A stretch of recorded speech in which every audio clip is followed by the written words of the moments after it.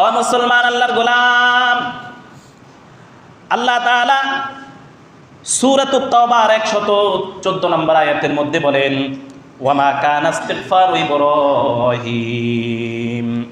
ইব্রাহিম লিআবিহি ইল্লা আম মাউইদাতিন ওয়া'আদাহা ইয়া।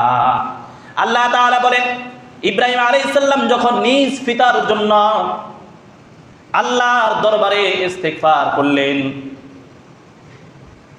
আল্লাহর কাছে ক্ষমা প্রার্থনা করলেন, এই ক্ষমা প্রার্থনা তো শুধুমাত্র একটা ওয়াদার কারণে। ইব্রাহিম আলাইহিস সালাম তিনি নিজে ওয়াদাবদ্ধ ছিলেন, এই ওয়াদার কারণে আল্লাহর দরবারে ইব্রাহিম আলাইহিস সালাম তিনার পিতার জন্য ক্ষমা প্রার্থনা করেন। আল্লাহ তাআলা বলেন, ফালাম্মা তাবায়্যানা লাহু, যখন তিনি শিওর হইলেন আন্নাহু আদুউল লিল্লাহ, তিনি আল্লাহর শত্রু, আল্লাহর দুশমন।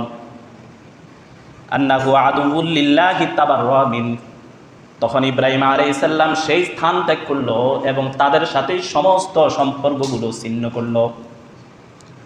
ইব্রাহিম আলাইহিস সালাম তার পিতার সাথে সমস্ত সম্পর্কগুলো ছিন্ন করলো এবং সেখান থেকে স্থান ত্যাগ করলো। আল্লাহ তাআলা